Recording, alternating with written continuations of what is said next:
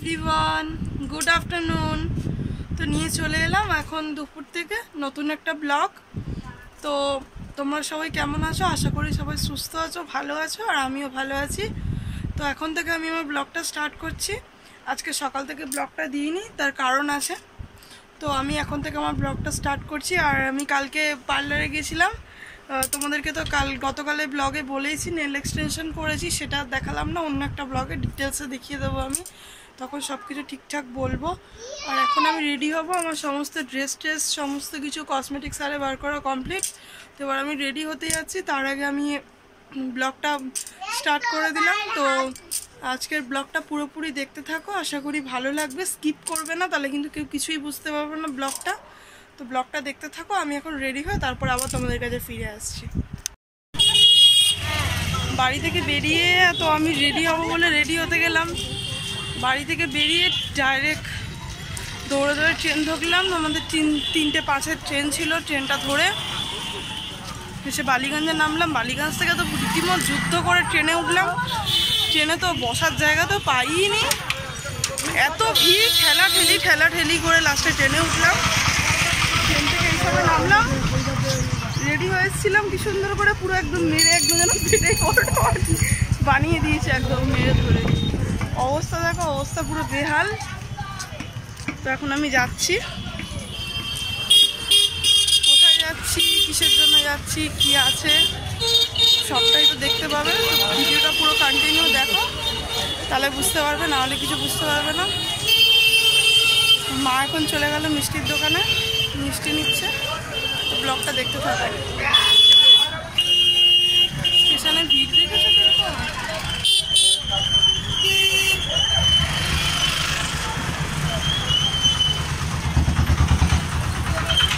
গাড়ি ঘোড়া যাচ্ছে, প্রচণ্ড ভিড়। যাওয়া করে ট্রেন থেকে নামলাম, ট্রেনে প্রচুর ভিড় ছিল আমাদের ওদিক থেকে ট্রেনে, তাও বসে আসতে পেরেছি। বালিগঞ্জ থেকে ট্রেনে উঠলাম, একদমই বসার জায়গা তো পাইনি, উল্টে একদম ঠেলাঠেলি করে এলাম। এসে তোমার নামলাম হচ্ছে গড়িয়াতে।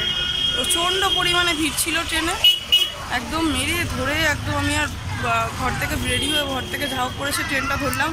রেডি হতে হতেই অনেকটা লেট হয়ে গেছে, তারপরে আবার 3:05 আমাদের ট্রেন ছিল। তো ওই জন্য এলাম, এসে আবার ট্রেনটা ধরলাম, ধরে এসে নামলাম হচ্ছে তোমার বালিগঞ্জে। বালিগঞ্জ থেকে ট্রেন ধরলাম, ধরে নামলাম হচ্ছে গড়িয়া। তো যাচ্ছি হচ্ছে একজনের বার্থডে, সেটা গেলেই জানতে পারবে। তো ব্লগটা তার জন্য কন্টিনিউ দেখতে থাকো। তো মা এখন মিষ্টি নিচ্ছে দোকান থেকে, মিষ্টির দোকানে ঢুকেছে মা। এখন মা মিষ্টিটা নিয়ে নিক, মা মিষ্টিটা নিয়ে নিলে তারপরে বেরোবো। তো আমি এখন দাঁড়িয়ে আছি, প্রচণ্ড গাড়ি ঘোড়া যাচ্ছে।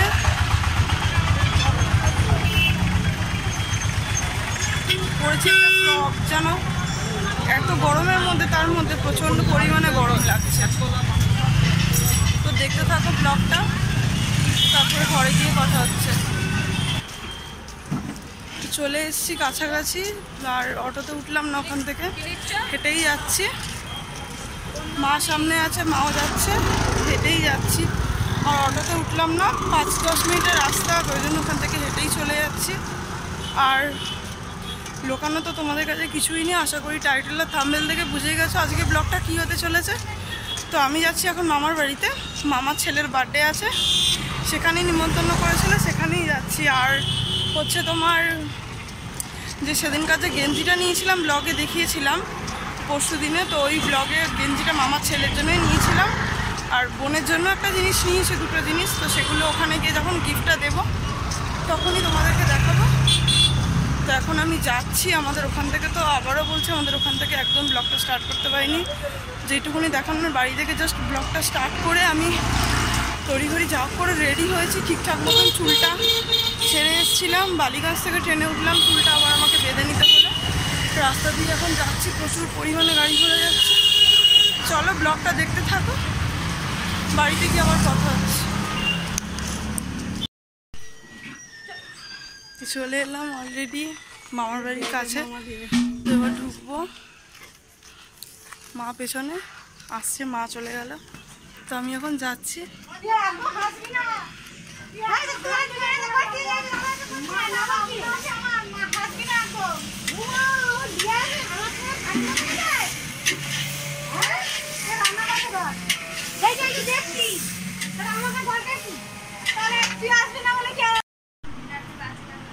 চলে এলাম ঘরে, এসে ফ্যানের তলায় দাঁড়িয়ে রয়েছি। প্রচণ্ড গরম হচ্ছে, রাস্তায় এত ভিড় ছিল, তার মধ্যে চুলটা খুলেছিলাম, পুরো ঘামিয়ে গেছিলাম। তো দেখা হয়ে গেছে মাসির মেয়ের সাথে, ওই যে কিছুদিন আগে বিয়ে হয়েছে নতুন কোণে। মা এখন ড্রেস চেঞ্জ করছে, তো আমি এখন ড্রেস চেঞ্জ করিনি, করব। তো মামিদের সাথে, দিদাদের সাথে, সবার সাথে কথা বলে নিলাম।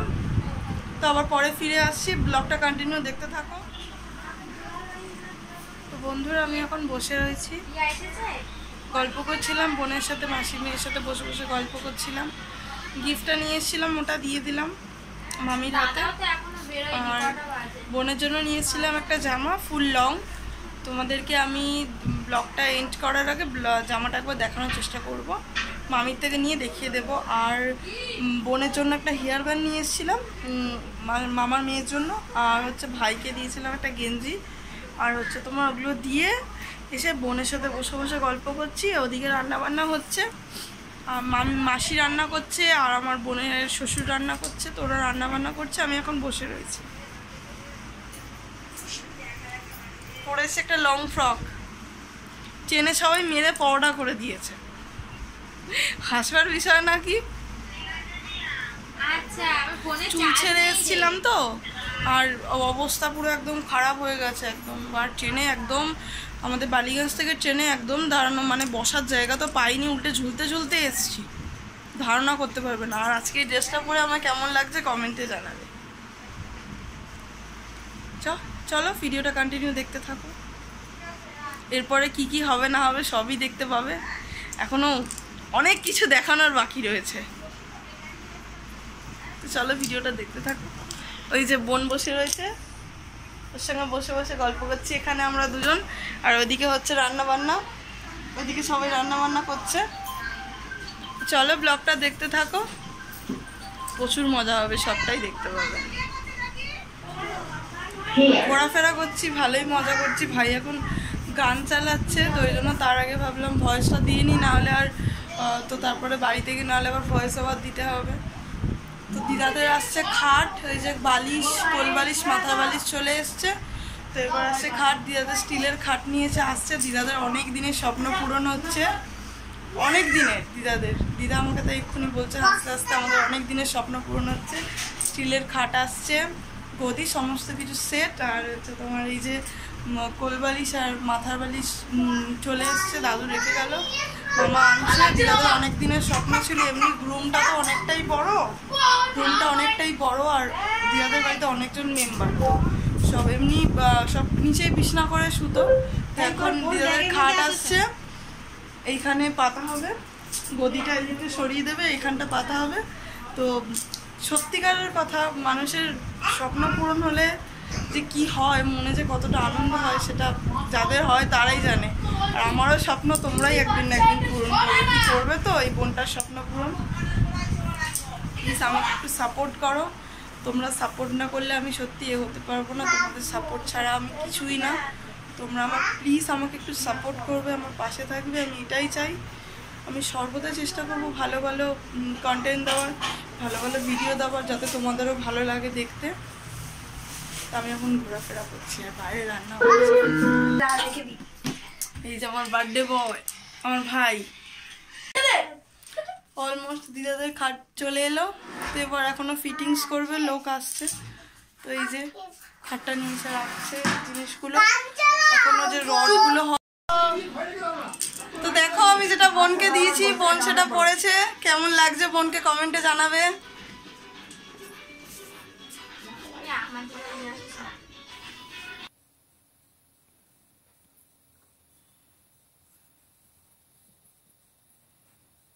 পোজ দিয়ে দিচ্ছে এখন বোন, ও একটু হ্যালো করে নিল। এদিকে আমার মাসির মেয়ে এখন রিলস বানাচ্ছে, দেখো না।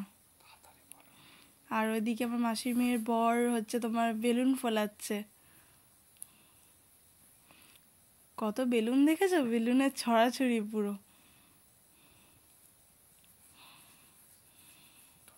ভর্তি বেলুন, দেখো না। সবাই বেলুন ফোলাচ্ছে, আমি দেখে মজা নিচ্ছি। আমি তো বেলুন ফোলাতে পারি না, আফসোস ফোলাতে পারি, কিন্তু তোমার করতে পারি না, ওই বাঁধতে পারি না। সবাইকে দিচ্ছি, আমার হাওয়া ফুস হয়ে যাচ্ছে। তো পোজ দিয়ে দিচ্ছি এখন বোনের সাথে, সবার সাথে একটু ফটো তুলে নিলাম। এখানে আমি, আমার মা দেখো না দাঁড়িয়ে আছে। কত লোক এসছে, অনেক লোকজন এসছে। তো আমার মাসির মেয়েকে বোনকে বললাম ঘোর একটু পোজ দিয়ে ফটো তুলবো দুজনে। তো আমরা দুজনে একটু ফটো তুলে নিলাম। তো এবার দেখিয়ে দিচ্ছি তোমাদেরকে কেমন করে সাজানো হয়েছে সবটা। দেখতে পাচ্ছ আশা করি কিরমভাবে সাজানো হয়েছে সবটা, সবাইকে দেখিয়ে দিচ্ছি। কিচির মিচির হচ্ছে পুরো একদম, কত লোকজন এসছে দেখো না। তো এখানে কেক কাটবে ভাই, এবার কেক নিয়ে আসা হয়েছে, আমি কেকের একটা ফটো তুলে নিলাম। এই যে বার্থডে বয় এবার কেক কাটবে, হাতে ছুরি নিয়ে দেখো না দাঁড়িয়ে রয়েছে। তো চলে এলাম এবার তোমাদেরকে দেখাতে কেক কাটাটা। মামা ধরিয়ে দিচ্ছে হচ্ছে মোমবাতিটা। তো ভাই আর বোন দুজনে মিলে এবার কেকটা কাটবে। এবার তোমাদেরকে সবাইকে একটু দেখিয়ে দিচ্ছি সবাইকে। দেখো না সব মিচির করছে, বাবারে হাততালি দিচ্ছে। এবার আমরা সবাই মিলে একটু হ্যাপি বার্থডে বলে চাল্লাচ্ছি ভাইকে। তো ভাই আর বোন মিলে কেকটা কেটে নেবে। আর এখানে ছিল আমার মামা দাদু, জানো তো এমন একটা সাউন্ড করছে না, তো আমি কি বলবো আর যে তো ওই জন্য ওটা কেকটা কাটা দেখানোর থেকে ওটা আমি আগে দেখিয়ে ফেলেছি। তো এবার ভাই কেক খাইয়ে দিচ্ছে আমাদের সবাইকে। কেক কাটা অলমোস্ট কমপ্লিট, সবাইকে খাওয়াচ্ছে, এরপর আমাকেও খাইয়ে দিচ্ছে কেক। তো কেক খাইয়ে দিল, দেওয়ার পর আমি বোনকে বললাম চ একটু দুজনে ফটো তুলি। তারপর আমরা একটু ফটোশ্যুট করে নিচ্ছিলাম দুজনে মিলে। ফটো তুলতে তুলতে এবারে গেলাম হচ্ছে, দাঁড়াও কার সাথে ফটো তুলতে গেলাম দেখাচ্ছি তোমাদেরকে। তো এরপরে গেলাম হচ্ছে আমার একটা মামার কাছে, তো ওর সাথে ফটো তুলবো। তার আগে তুলে নিলাম বোন আর ভাইয়ের সাথে ফটো, বোনের বরের সাথে। তোকে আমি ভাই বলি, এটা হচ্ছে আমার মামা দাদা। তো দেখো এবারও শুরু হলো আমার মামার মেয়ের দুজনের পাগলামো। তো ওরও বোনদের সাথে নেচেছে, সেগুলো আর আমি শেয়ার করিনি। আমি আর ও দেখো না গুলাবি সারারা গানে কি নাচছি, ফাটিয়ে পাগলের মতো নাচতে নাচছি। আগের ব্যাচগুলো যারা আগেরগুলো অনেকগুলো ব্যাচ বসে গেছে, তোরা খাওয়া দাওয়া কমপ্লিট করে নিয়েছে। এই যে সুন্দরীরা এখন এখানে ফটোশ্যুট করছে।